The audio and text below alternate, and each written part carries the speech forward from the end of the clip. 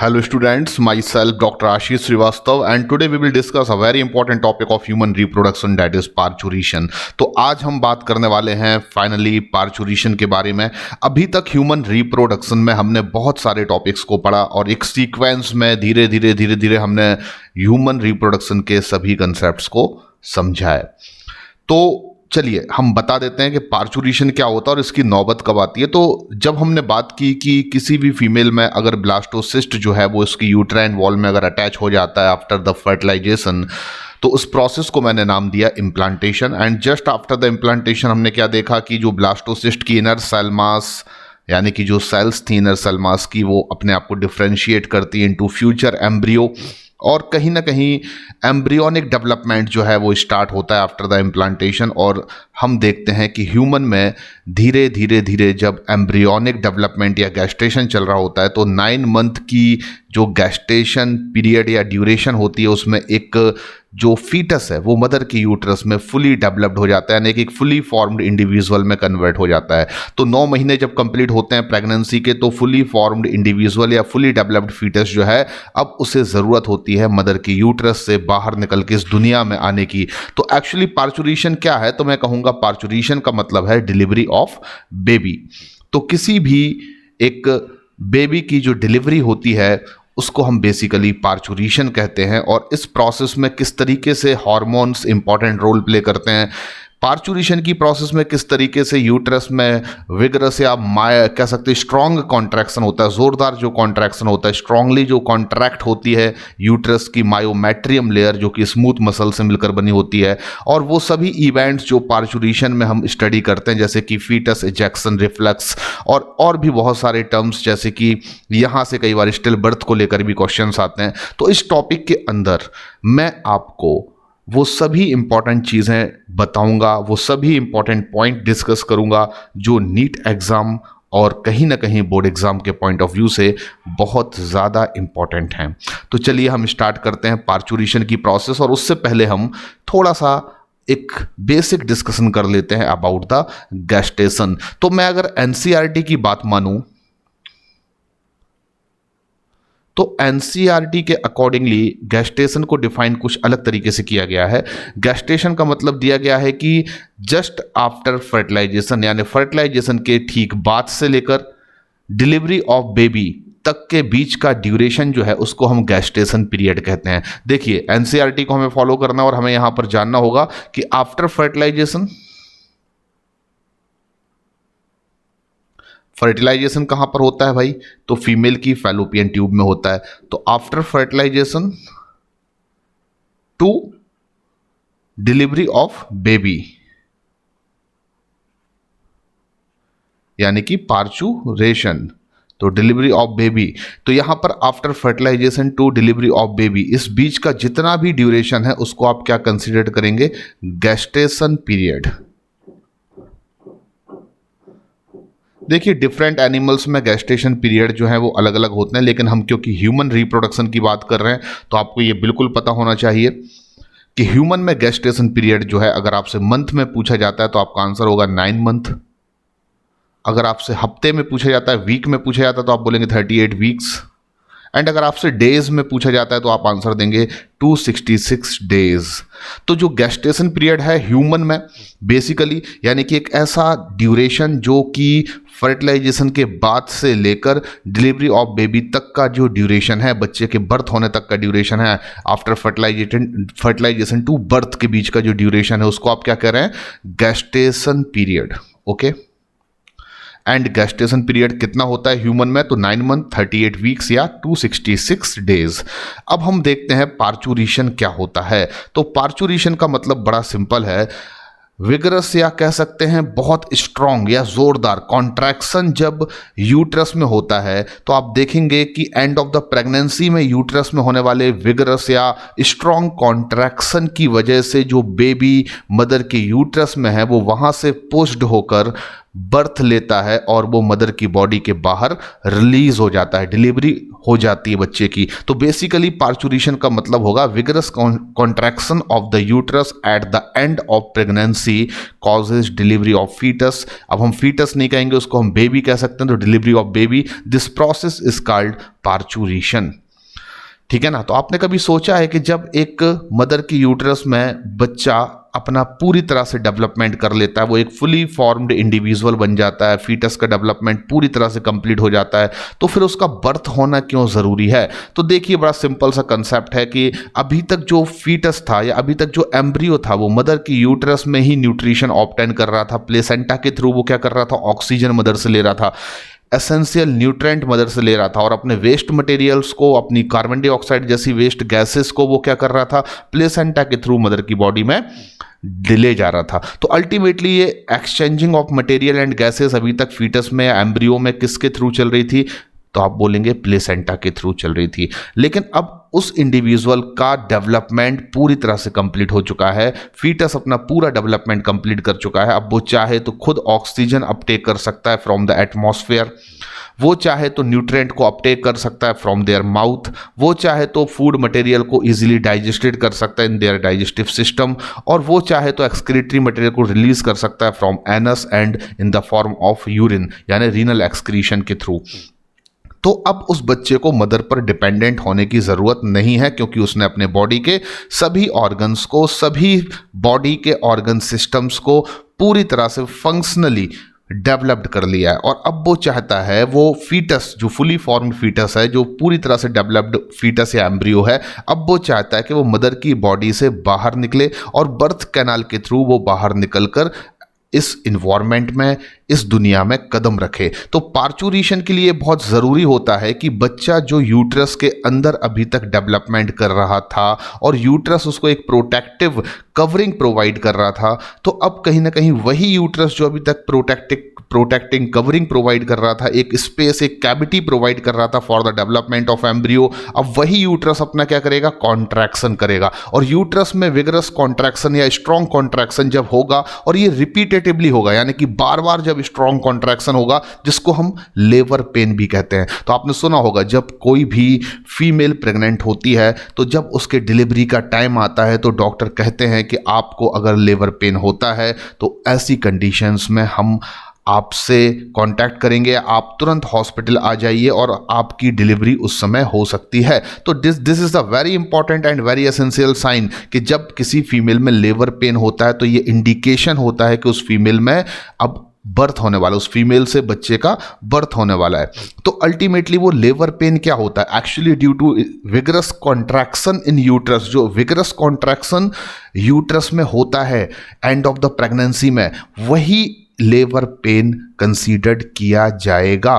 तो मैं कह सकता हूं पार्चुरेशन की प्रोसेस में सबसे इंपॉर्टेंट रोल जो प्ले करता है वो कॉन्ट्रैक्शन, यानी कि यूट्रस में 3 लेयर्स होती हैं। आपने पढ़ा है, यूट्राइन वॉल के बारे में आपने पढ़ा हुआ है, और हम सभी जानते हैं कि जो यूटेराइन वॉल होती है उसमें 3 लेयर होती है। इनरमोस्ट इज एंडोमेट्रियम, और एंडोमेट्रियम के बारे में हम सभी जानते हैं, प्रीवियस लेक्चर आपने देखे हैं।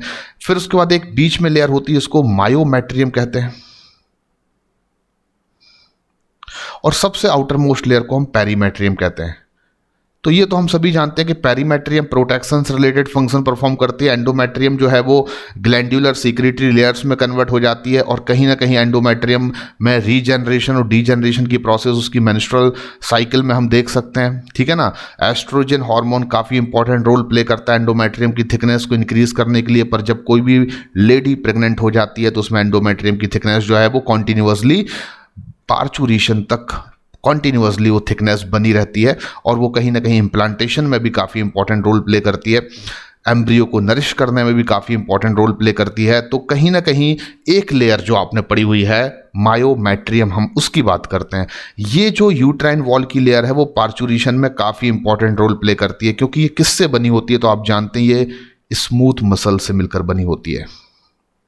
तो मायोमेट्रियम स्मूथ मसल से मिलकर बनने वाली एक यूट्राइन वॉल की लेयर है, मिडिल मोस्ट लेयर है, और इसमें जब कॉन्ट्रैक्शन होता है तो यूट्रस जो है वो कॉन्ट्रैक्टेड होता है, जिससे baby will be pushed of, बच्चा जो है वो बर्थ कैनल के थ्रू बाहर की ओर पुश्ड ऑफ होता है, बाहर की ओर निकलता है, और इस वजह से हम कह सकते हैं कि बच्चे का जो है वो बर्थ होता है।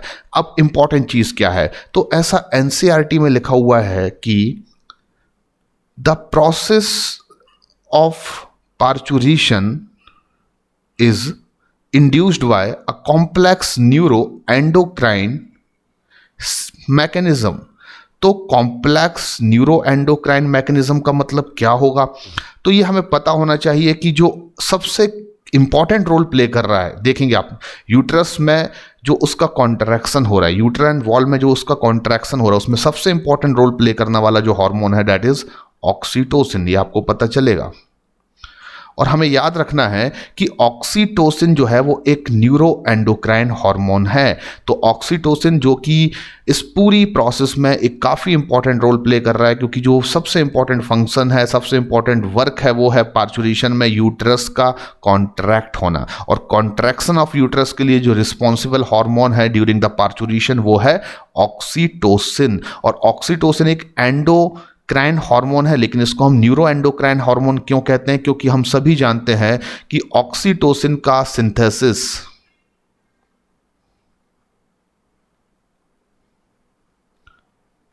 कहां पर होता है। तो ऑक्सीटोसिन का सिंथेसिस हम सभी को मालूम है हाइपोथैलेमस करता है। कभी भी आप कंफ्यूज मत हो जाइए कि ऑक्सीटोसिन रिलीज होता है कहां से, पोस्टीरियर पिट्यूटरी ग्लैंड से। तो आप ये मत सोचिए कि पोस्टीरियर पिट्यूटरी ग्लैंड अगर ऑक्सीटोसिन को रिलीज कर रही है तो पोस्टीरियर पिट्यूटरी ग्लैंड ने ही ऑक्सीटोसिन को प्रोड्यूस भी किया होगा या सिंथेसाइज भी किया होगा। ऑक्सीटोसिन का सिंथेसिस होता है हाइपोथैलेमस में। हाइपोथैलेमस में ये हार्मोन जब बनता है तो वो न्यूरॉन्स के थ्रू स्टोर्ड होता है, न्यूरॉन्स के थ्रू माइग्रेट करके कहां पर पहुंचता है, पोस्टीरियर पिट्यूटरी ग्लैंड में, और वहां पर ये हार्मोन जाकर क्या हो जाता है, स्टोर्ड हो जाता है। और जब हाइपोथैलेमस नर्व इंपल्स के थ्रू सिग्नल देता है या फिर फीटस इजेक्शन रिफ्लेक्स जैसी प्रोसेस के थ्रू सिग्नल मिलता है किसको, पोस्टीरियर पिट्यूटरी ग्लैंड को, तो वो ऑक्सीटोसिन को रिलीज करती है। और ये ऑक्सीटोसिन हार्मोन फिर जो होता है वो यूट्राइन वॉल के कॉन्ट्रैक्शन में काफी इंपॉर्टेंट रोल प्ले करता है। आई होप कि आपको ये बहुत डिफिकल्ट लग रहा है, लेकिन ये मैं कुछ ही समय बाद आपको सभी चीजें बहुत ज्यादा आसान बनाने वाला हूं। तो आपको डरना नहीं है, आपको याद रखना है कि जो पार्चुरेशन की प्रोसेस को न्यूरो एंडोक्राइन मैकेनिज्म क्यों कहा गया है, उसका रीजन है क्योंकि इस पूरी प्रोसेस में जो प्रिंसिपल हार्मोन्स हैं वो एक नहीं, वैसे 3 हार्मोन्स काफी इंपॉर्टेंट है, कार्टिसोल, एस्ट्रोजन एंड ऑक्सीटोसिन। आपको आगे मालूम चलने वाला है। लेकिन ऑक्सीटोसिन इन तीनों में से एक ऐसा हार्मोन है जो कि हाइपोथैलेमस से प्रोड्यूस होता है। हालांकि इसका सीक्रीशन जो है वो पोस्टीरियर पिट्यूटरी ग्लैंड करती है, लेकिन फिर भी क्योंकि ये एक ऐसा हार्मोन है जो हाइपोथैलेमस में प्रोड्यूस होता है, देन आफ्टर न्यूरॉन्स के थ्रू ये माइग्रेट करके कहां पर पहुंचता है, पोस्टीरियर पिट्यूटरी ग्लैंड में। और पोस्टीरियर पिट्यूटरी ग्लैंड में ऑक्सीटोसिन क्या हो जाता है, स्टोर्ड। और जब भी हाइपोथैलेमस चाहता है वो पोस्टीरियर पिट्यूटरी ग्लैंड को सिग्नल दे सकता है कि तुम ऑक्सीटोसिन का प्रोडक्शन बोल दिया मैंने, ऑक्सीटोसिन का सीक्रीशन स्टार्ट करो। और ऑक्सीटोसिन को पोस्टीरियर पिट्यूटरी ग्लैंड हाइपोथैलेमस की आज्ञा आने पर रिलीज करना क्या कर देती है, स्टार्ट। तो कहीं ना कहीं प्रोडक्शन करना ऑक्सीटोसिन का किसका काम है भाई, तो आपका आंसर होगा हाइपोथैलेमस। लेकिन इसको सीक्रेट करने वाली ग्लैंड कौन सी है, तो आपका आंसर होगा पोस्टीरियर पिट्यूटरी ग्लैंड। ठीक है ना। पार्चुरेशन की प्रोसेस में ऑक्सीटोसिन पोस्टीरियर पिट्यूटरी ग्लैंड से सीक्रेट हो, इसके लिए इंड्यूस करने का काम आपको मालूम चलेगा फीटस इजेक्शन रिफ्लेक्स करता है। यानी कि जो माइल्ड कॉन्ट्रैक्शन यूट्रस में स्टार्टिंग में होता है वो कहीं ना कहीं स्टिमुलेट करता है पोस्टीरियर पिट्यूटरी ग्लैंड को कि वो ऑक्सीटोसिन का प्रोडक्शन करे। और इस ऑक्सीटोसिन के प्रोडक्शन होने से आप देखेंगे यूट्रस में धीरे धीरे और स्ट्रॉन्ग और विगरस कॉन्ट्रैक्शन होना क्या हो जाता है, स्टार्ट। तो अभी तक की चीजें आपको बहुत कॉम्प्लिकेटेड लग रही है, मुझे पता है, लेकिन मुझे साइंटिफिकली चीजें बताना पड़ेंगी, पर इन चीजों को मैं आसान भी करने वाला हूं। तो आप समझ जाइए कि प्रोसेस ऑफ पार्चुरेशन जो है वो न्यूरो एंडोक्राइन मैकेनिज्म है, क्योंकि इस पूरी प्रोसेस में कार्टिसोल, एस्ट्रोजन और ऑक्सीटोसिन का इंपॉर्टेंट रोल है, जिसमें से ऑक्सीटोसिन एक न्यूरो एंडोक्राइन हार्मोन है।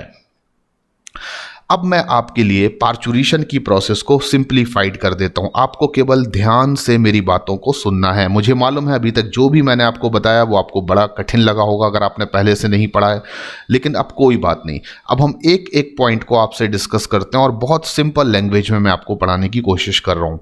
आप ऐसे कंसीडर करिए कि जब किसी भी प्रेग्नेंट फीमेल के यूट्रस में एक फीटस का डेवलपमेंट पूरी तरह से कंप्लीट हो जाता है, यानी when foetus fully developed.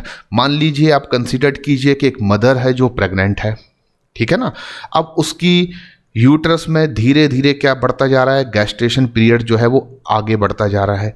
Foetus या एम्ब्रियो भी धीरे धीरे क्या होता जा रहा है, अपना डेवलपमेंट करता जा रहा है। 1 मंथ से 2 मंथ, 2 मंथ से 3 मंथ, 3 मंथ से 4, 4 से 5, ऐसे करके पूरे तीनों ट्राइमेस्टर जब कंप्लीट हो जाएंगे, जब 9 मंथ कंप्लीट हो जाएंगे, जब 266 दिन कंप्लीट हो जाएंगे, जब 38 हफ्ते कंप्लीट हो जाएंगे, तो मैं कहूँगा कि इस ड्यूरेशन में कि जब एक ह्यूमन फीमेल जो प्रेग्नेंट है उसके यूट्रस में फीटस फुली डेवलप्ड हो जाएगा after 9 month of their pregnancy, तो आप देखेंगे जो फीटस है उसका वेट जो है वो इंक्रीज हो चुका होगा। उसका जो वेट है, वजन है, वो क्या हो चुका होगा, इंक्रीज हो चुका होगा। और फीटस का जब वेट एक प्रॉपर लिमिट तक पहुंच जाता है, एक प्रॉपर वेट जब फीटस का हो जाता है, तो उस कंडीशन में हम ये कंसीडर कर सकते हैं कि फीटस क्योंकि फुली डेवलप्ड हो चुका है और वो एक हार्मोन को प्रोड्यूस करना स्टार्ट करता है। फीटस एक हार्मोन को प्रोड्यूस करना स्टार्ट करता है, उसका नाम होता है फीटल कॉर्टिसोल।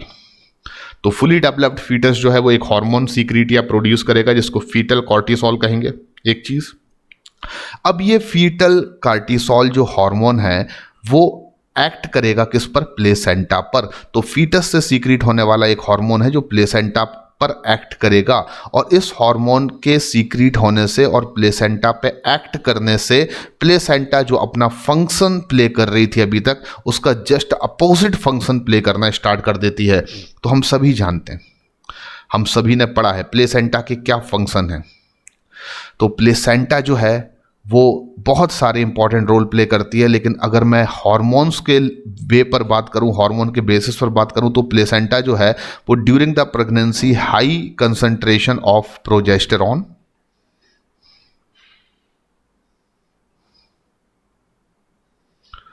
और some amount of oestrogen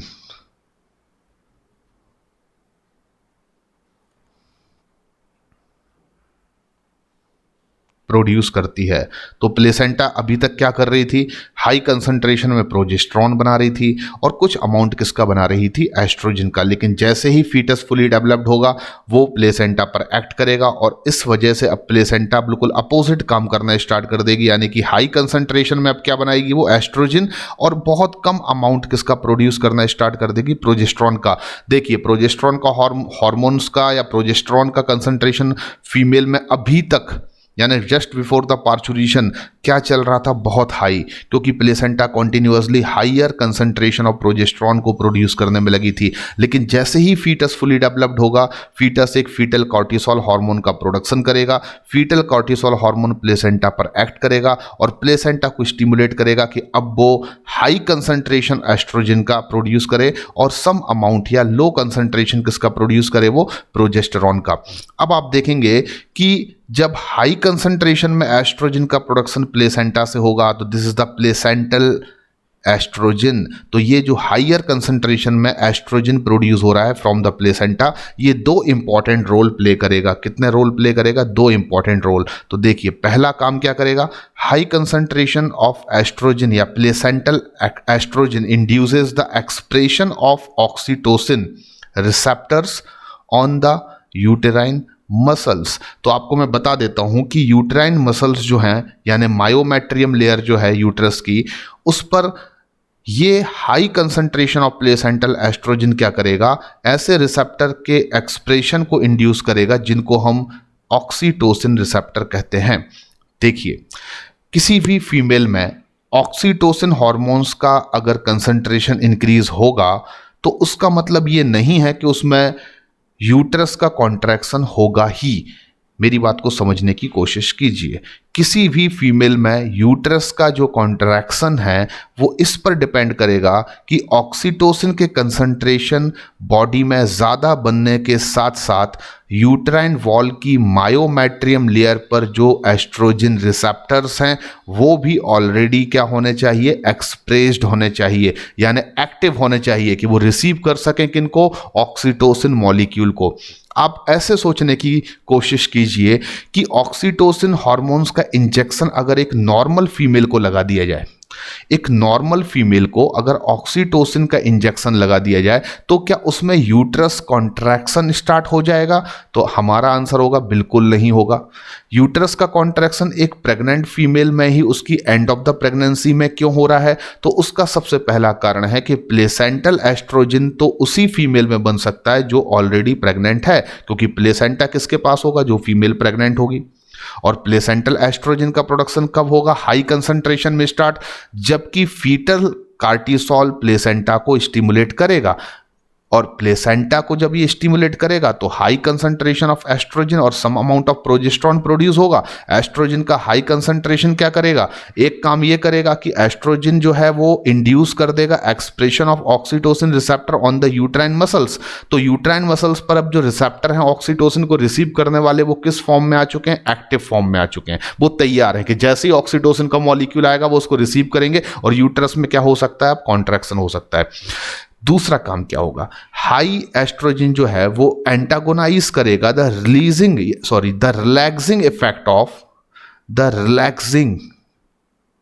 effect of progesterone. तो जो एस्ट्रोजन का हाई कंसंट्रेशन है वो दूसरा काम ये करेगा कि रिलैक्सिंग इफेक्ट जो है यूट्रस का, जो किसकी वजह से होता है? प्रोजेस्टेरॉन की वजह से होता है। मेरी बात को समझने की कोशिश करें।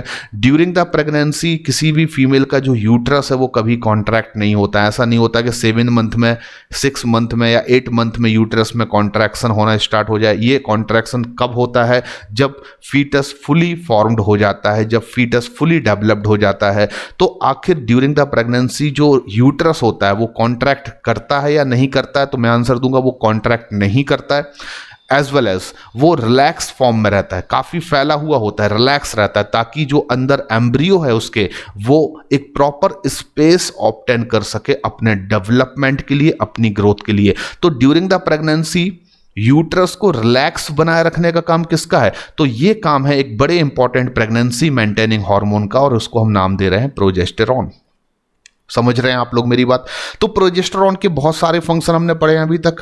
प्रोजेस्टेरॉन क्या कर रहा है? एक सबसे इंपॉर्टेंट काम कि ये एंडोमेट्रियम थिकनेस को मेंटेन करता है, ल्यूटियल फेज में भी कर रहा है, और आफ्टर प्रेगनेंसी भी आप देख रहे हैं कि जैसे ही प्रेगनेंसी कंसीव हो रही है फीमेल में, पूरी प्रेगनेंसी की ड्यूरेशन में, पूरे गेस्टेशन ड्यूरेशन में एंडोमेट्रियम की थिकनेस जो है उसको मेंटेन करने का काम कौन कर रहा है? प्रोजेस्टेरॉन। ये एक काम किसका हो गया? प्रोजेस्टेरॉन का। अब दूसरा काम प्रोजेस्टेरॉन क्या कर रहा है? तो अभी अभी हमें मालूम चल रहा है कि ड्यूरिंग द प्रेगनेंसी यूट्रस जो होता है उसको रिलैक्स बनाकर रखना, कि उसमें धोखे से भी थोड़ा हल्का फुल्का भी, माइल्ड सा भी कॉन्ट्रैक्शन ना हो पाए। यूट्रस रिलैक्स बना रहे, वो फैला हुआ रहे, ताकि अंदर जो फीटस है, अंदर जो एम्ब्रियो है, उसको प्रॉपर स्पेस मिल सके फॉर देयर डेवलपमेंट। तो प्रोजेस्टेरॉन हार्मोन जो है वो कहीं ना कहीं यूट्रस के रिलैक्सिंग इफेक्ट को मेंटेन करता है ड्यूरिंग द प्रेगनेंसी। लेकिन जैसे ही एंड ऑफ द प्रेगनेंसी का टाइम आएगा और आप देख रहे हैं कि हाई एस्ट्रोजन प्रोड्यूस होना स्टार्ट हो जाएगा फ्रॉम द प्लेसेंटा, तो हाई एस्ट्रोजन के प्रोड्यूस होने का मतलब है प्रोजेस्टेरॉन का कंसंट्रेशन क्या हो जाएगा? कम। तो एस्ट्रोजन का कंसंट्रेशन बढ़ता जा रहा है, प्रोजेस्टेरॉन का कंसंट्रेशन फीमेल में डाउन होता जा रहा है। अब ऐसी कंडीशन में जो प्लेसेंटल एस्ट्रोजन का कंसंट्रेशन फीमेल में बढ़ रहा है वो प्रोजेस्टेरॉन के इफेक्ट को, जो रिलैक्सिंग इफेक्ट है, उसको एंटागोनाइज कर देगा, उसको खत्म कर देगा। और जैसे ही एस्ट्रोजन के हाई कंसंट्रेशन और लो प्रोजेस्टेरॉन होने की वजह से फीमेल का यूट्रस जो अभी तक रिलैक्स था, अब उसमें बहुत मामूली सा, बहुत हल्का सा कॉन्ट्रैक्शन होना क्या हो जाएगा? स्टार्ट। क्योंकि अभी तक उसको रिलैक्स बनाकर रखने का काम कौन कर रहा था? प्रोजेस्टेरॉन। प्रोजेस्टेरॉन का कंसंट्रेशन फीमेल में अब क्या जाने लगा? डाउन। एस्ट्रोजन का कंसंट्रेशन क्या जाने लगा? हाई। अब एस्ट्रोजन हाई है, प्रोजेस्टेरॉन लो है। प्रोजेस्टेरॉन के लो होने से वैसे भी यूट्रस जो है वो रिलैक्स फॉर्म में नहीं रह पाएगा, और अल्टीमेटली वो क्या होने लगेगा? माइल्ड कॉन्ट्रैक्शन करने लगेगा। और जैसे ही यूट्रस में माइल्ड कॉन्ट्रैक्शन होगा, ये सफिशिएंट नहीं है कि बच्चे की डिलीवरी हो सके, ये केवल एक सिग्नलिंग है।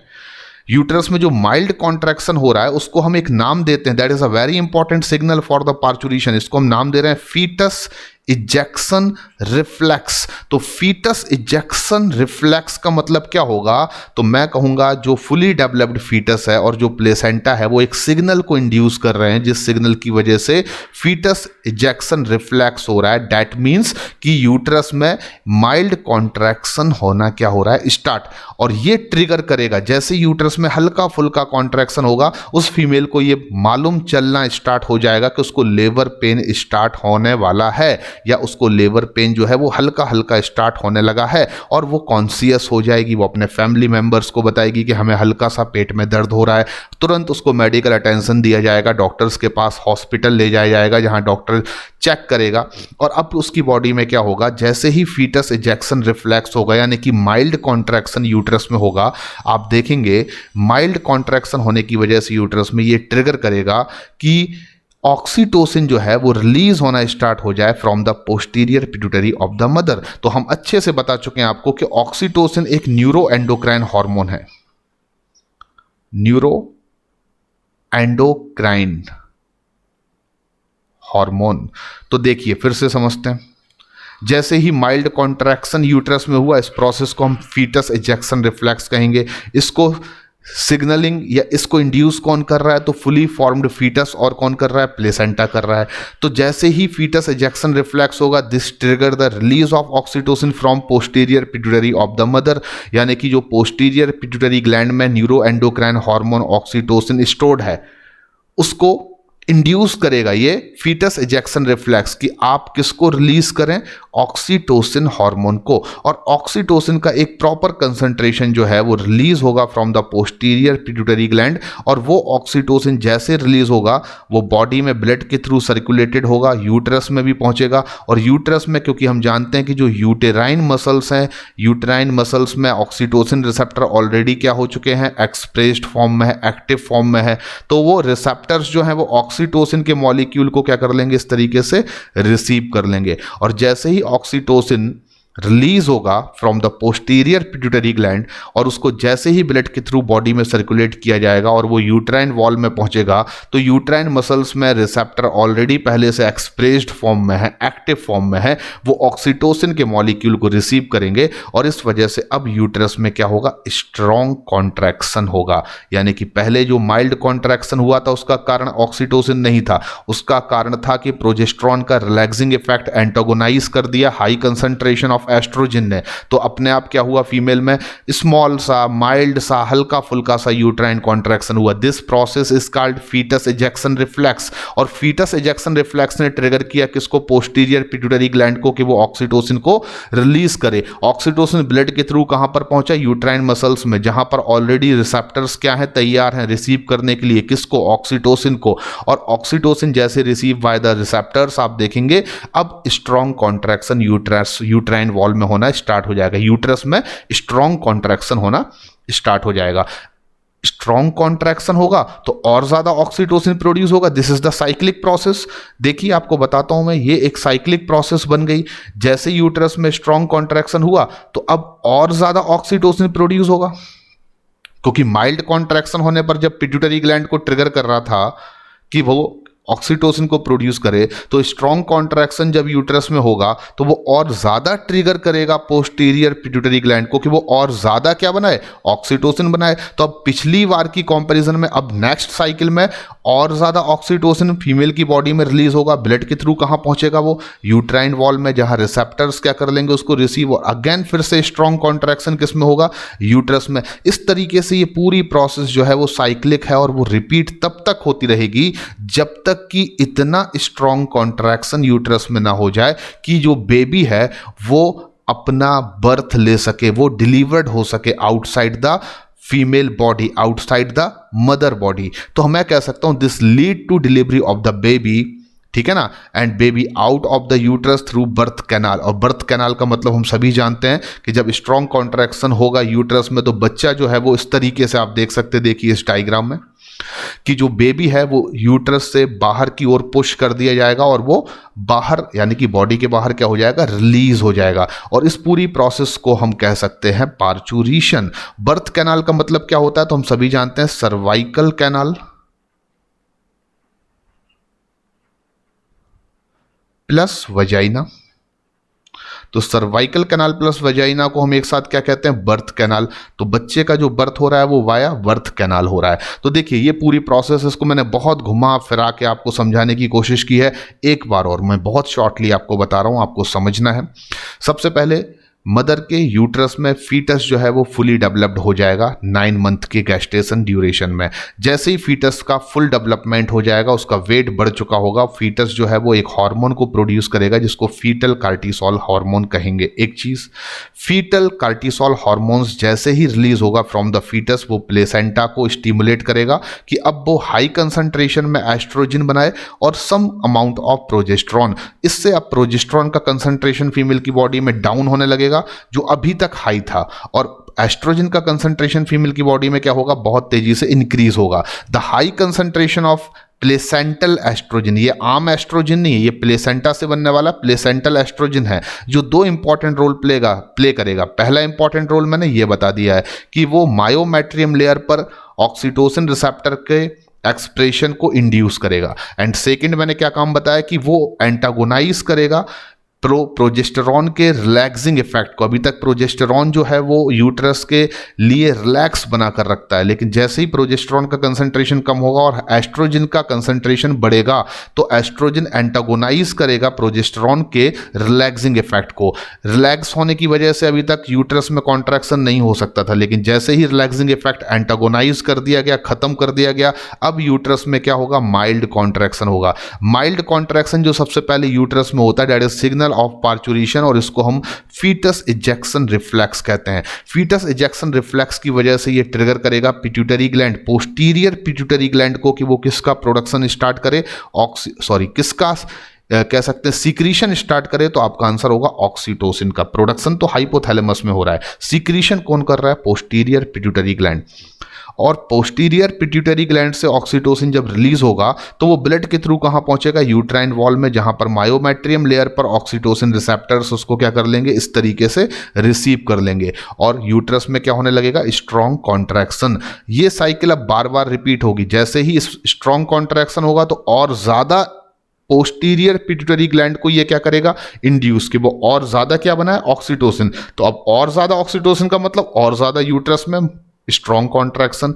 और ये प्रोसेस तब तक चलती रहेगी साइक्लिक, जब तक कि this lead to delivery of the baby out of the uterus through birth canal. And what is the meaning of birth canal, cervical canal plus vagina. तो आई थिंक कि आपको यहां तक की प्रोसेस समझ में आ चुकी होगी। चलिए आगे बढ़ते हैं। अब आपको बहुत इंपॉर्टेंट चीजें कुछ याद रखना है। देखिए, ड्यूरिंग द पार्चुरेशन, या कह सकते हैं एंड ऑफ द प्रेगनेंसी, हमेशा याद रखिए the signal for parturition originate from the fully developed fetus and the placenta, which induce mild uterine contraction called fetus ejection reflex। तो हमेशा याद रखिए जो fetus ejection reflex है, FER, इसका मतलब होता है कि जैसे ही एंड ऑफ प्रेगनेंसी आती है, जैसे ही हम बात कर सकते हैं पार्चुरेशन की प्रोसेस स्टार्ट होती है, तो जो सबसे पहले यूट्रस में माइल्ड कॉन्ट्रैक्शन हो रहा है, माइल्ड कॉन्ट्रैक्शन ऑफ यूट्रस, उसको हम नाम दे सकते हैं फीटस इजेक्शन रिफ्लेक्स। इतना समझ में आ गया होगा। अब ये माइल्ड कॉन्ट्रैक्शन कौन या किसकी वजह से कॉज हो रहा है, तो ये मैं बता चुका हूं प्रीवियसली आपको, हाई एस्ट्रोजन की वजह से। तो जो हाई प्लेसेंटल एस्ट्रोजन प्रोड्यूस हो रहा है, उसकी वजह से ये जो है माइल्ड कॉन्ट्रैक्शन स्टार्ट हो रहा है, किसमें, यूट्रस में। हाई प्लेसेंटल एस्ट्रोजन क्या कर रहा है, तो आपका आंसर होगा ये एंटागोनाइज कर रहा है रिलैक्सिंग इफेक्ट ऑफ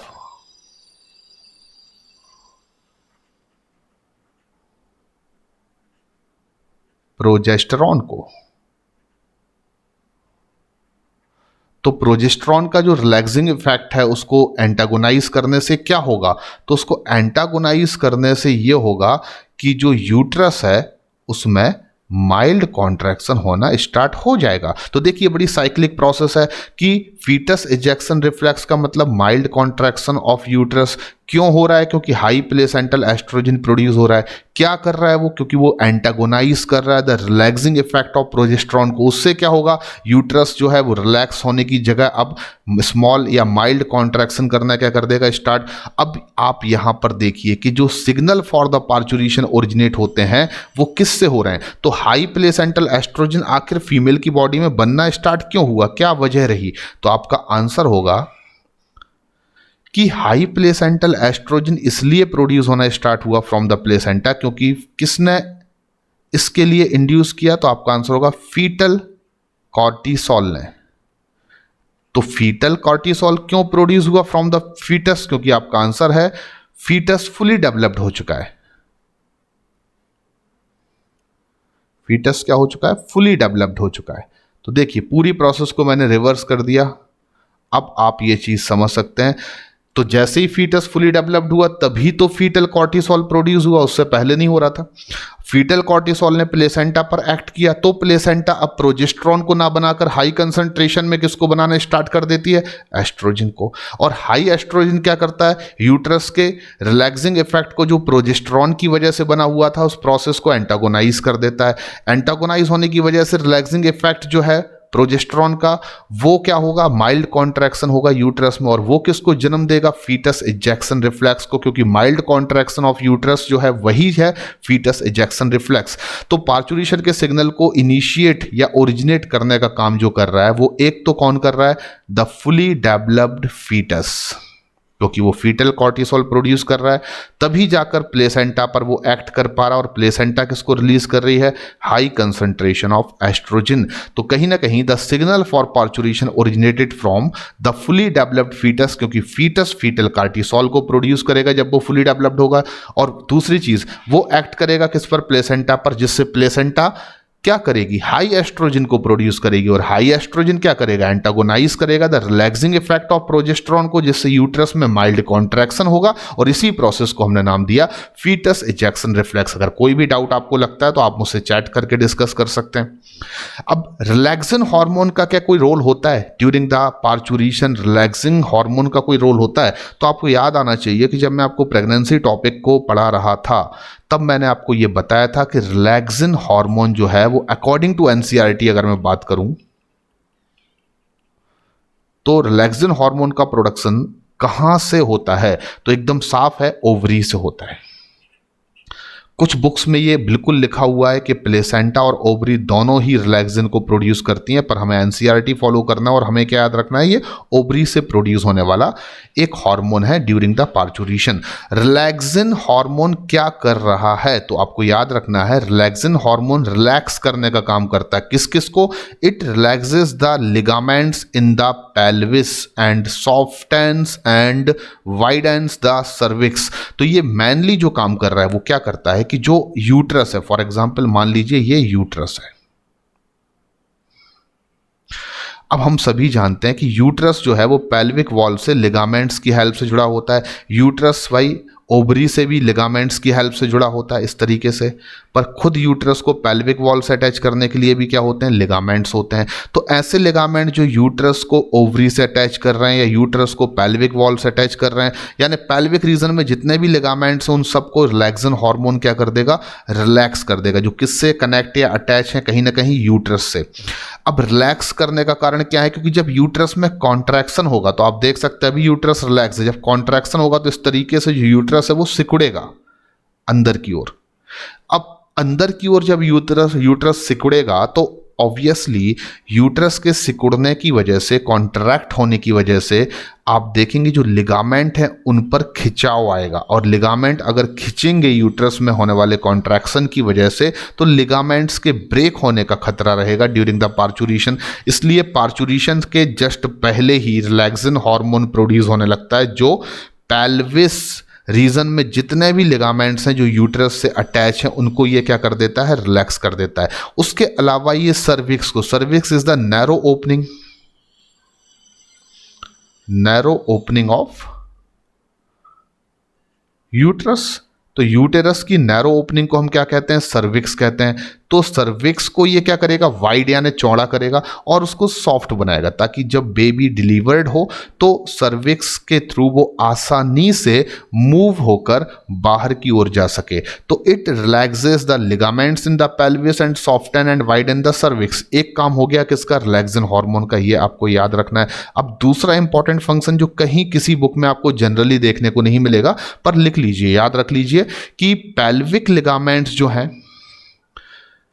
ठीक है ना, the pubic symphysis, it means the joint between the pelvic girdle, so more space is available to the foetus to move out. कहीं ना कहीं रिलैक्सिन जो हार्मोन है वो क्या करता है कि जो पेल्विक गर्डल्स हैं, पेल्विक गर्डल्स क्या होते हैं भाई? तो दो हमारे पास गर्डल हैं। एक गर्डल है जिनको हम बोलते हैं पेक्टोरल गर्डल, एक है जिनको हम बोलते हैं पेल्विक गर्डल, ठीक है ना। पेक्टोरल गर्डल क्या कर रहे हैं? तो वो हमारे लिम्स, जो 4 लिम्स हैं, उनको एक्सियल स्केलेटन से जोड़ने का काम कर रहे हैं। हमारे हाथों को हमारे एक्सियल स्केलेटन से कनेक्ट करने का काम कौन कर रहे हैं भाई?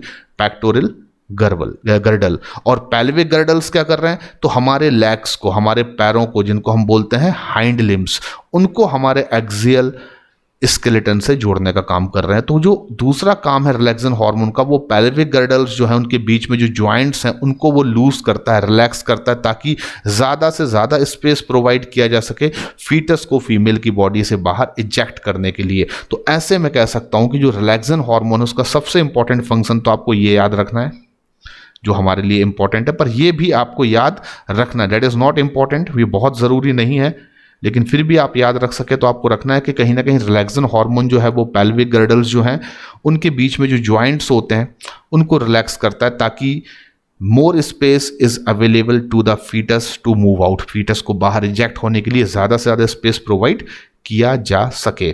चलिए, तो यहाँ पर ऑलमोस्ट ये टॉपिक खत्म हो जाता है। अब हम छोटी सी एक बात कर लेते हैं अबाउट द स्टिल बर्थ, या इसको प्री मैच्योर बर्थ भी कहते हैं।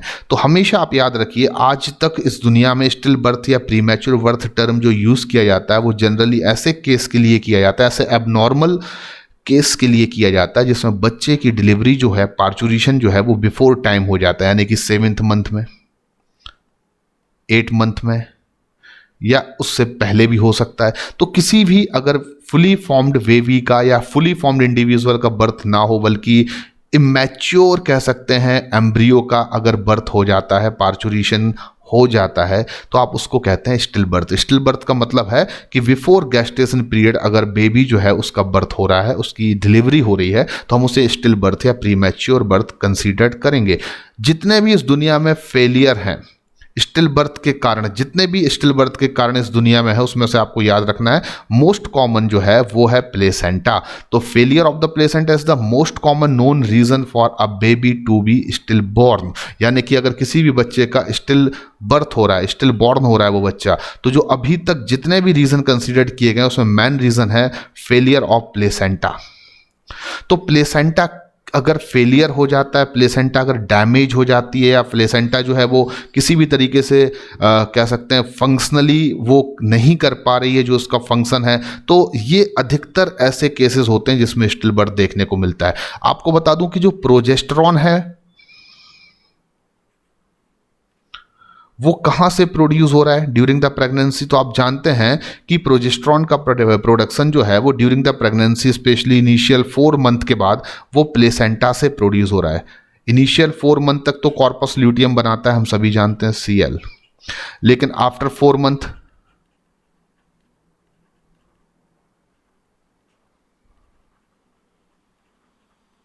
आफ्टर 4 मंथ या 4th मंथ आप देखेंगे जो प्रोडक्शन ऑफ प्रोजेस्टेरॉन है वो कहाँ से होता है, प्लेसेंटा से। तो अगर प्लेसेंटा में किसी भी टाइप का कोई फेलियर होगा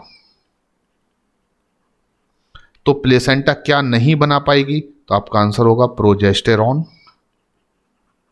और अगर प्रोजेस्टेरॉन का प्रोडक्शन प्लेसेंटा नहीं कर पाएगी तो अल्टीमेटली क्या हो जाएगा, रिलैक्सिंग इफेक्ट जो है